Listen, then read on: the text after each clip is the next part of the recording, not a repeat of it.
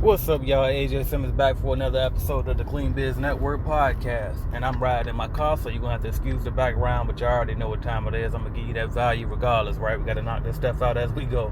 All right, so today, I want to talk about something that I talked about in the past, but I just want to touch on it again in case you forgot, because you really got to internalize this stuff, okay? And what I want to talk about again is working capital, all right? I'm going to give you a prime example. And by the way, if you don't know what working capital is, to simply put it, working capital is just extra capital that you keep in your business checking account, so that way you can always be able to operate your business, okay? And so I got an email for the second day in a row, right? Because y'all know I sell starter kits, right? Cleaning Business Starter Kits. And you can go to cleaningbusinessstarterkit.com to get your starter kit today, right? Or just go to Clean Biz Network, our main website, cleanbiznetwork.com, to get your cleaning business started. But anyway, so you know I sell starter kits, right? And I got an email from my supplier saying that particularly one of the products, I think it was like a mop or something that I usually sell with my starter kits, they were all out of them, right? And so when that happened, they have to email me and let me know it's on back order, blah blah. But they also say, okay, well, we do have a replacement, but it's going to be a little bit more money, but it's same size, same value, right? And so immediately when they send that, I always tell them go ahead and replace it, right?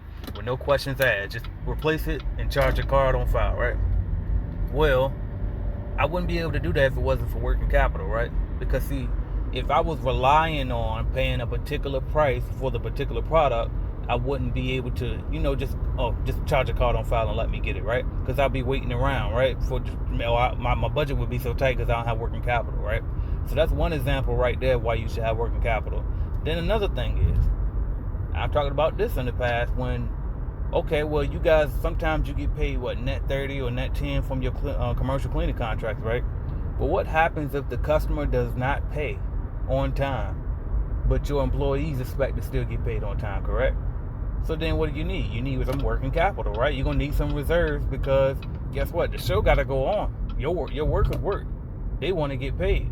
Whether you got paid or not, that's your problem, right? You as an entrepreneur, you take that risk. And see, that's the part that gets most people in trouble when it comes to entrepreneurship is nobody wants to take that risk. Nobody wants to accept that the definition of entrepreneurship is taking greater than usual risk, and usually is a financial risk. Okay? If you look at the definition of entrepreneur, you will see that in there. Okay? You have to take greater than normal risk. And there'll be financial risk involved in it. And what does risk mean? Risk means there's a chance that you will lose your money and you'll never get it back. And that's part of it, okay? Everybody wants a handout, right? Everybody wants a guarantee. That's why I get so many messages on my videos and say, oh, do you provide contracts? No, I don't provide contracts, but I do provide you with walkthroughs, right? We have a lead generator service where we will call and set up a walkthrough and get you a meeting set up so you can go present yourself in front of the customer. But guess what? There is a risk there. I call it risk-free because if you don't get a walkthrough, then we'll just give you a refund, right? But as long as you get that walkthrough, then we good to go, right? So it's risk-free in terms of getting a walkthrough, but it's not risk-free in terms of actually getting a contract. It's not guaranteeing that you're going to get a contract, right? So understand that you're going to have to take risks in business. And guess what? Most of the time, the bigger the risk, the bigger the reward, all right?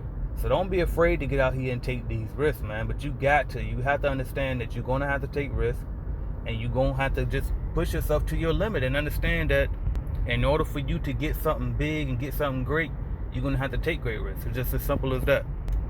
But you can minimize your risk by having extra cash, and that's why it's important. And so I know there's a ton of videos on YouTube talking about how cash is trash and all of that. I ain't with that. As far as I'm concerned, cash is king. And until they switch over to some other currency for trading, at the end of the day, cash is king. Think about this. Why does everybody love Apple so much as a company? Everybody always talk about Apple stock, invest in Apple, and how they're such a solid company, right? Well, I'm going to tell you why. Because Apple has more cash than any other company in the world, right? Well, at least as far as I know. Last time I checked, they have more cash than anybody in the world. And by the way, you can check this stuff at, Yahoo Finance or something like that.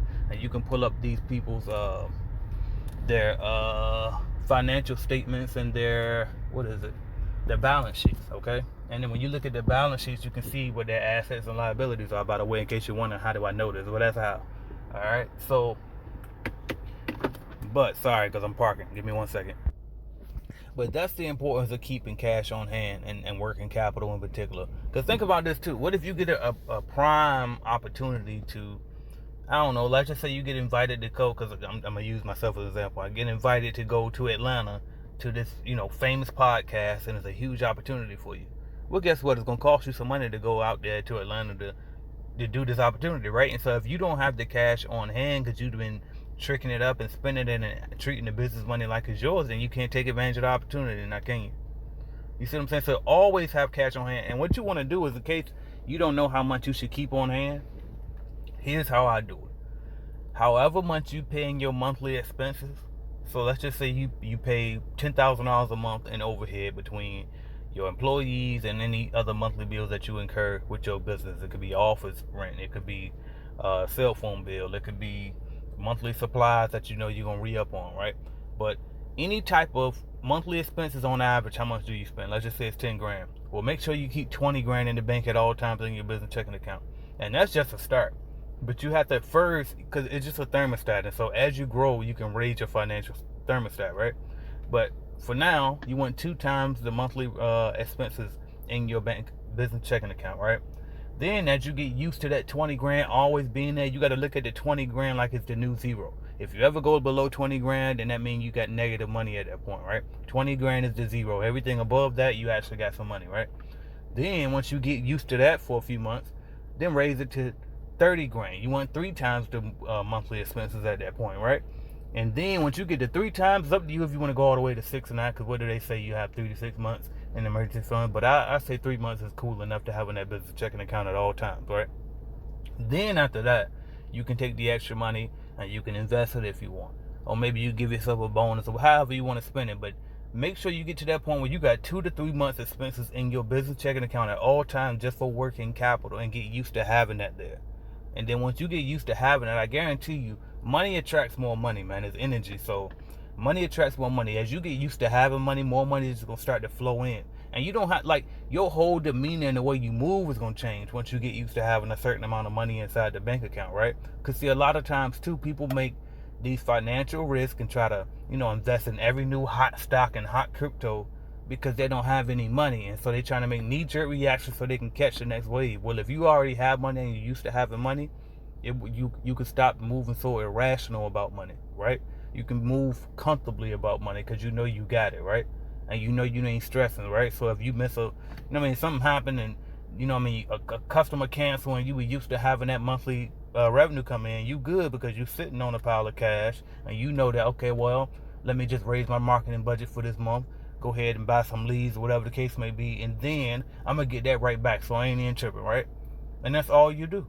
All right, so make sure you always keeping working capital in that bank account and get used to having more money in that bank account. All right, and if you like what you hear, or if you like to learn more about our products, then make sure you go to cleanbiznetwork.com, check out our Clean the Business Starter Kits, and check out our lead generation service, and also download my mobile app called Calculated Clean. It's in the mobile app store. Just search that up, or you can go to calculatedclean.net. I'm AJ Simmons. Thank y'all for listening. Talk to y'all later.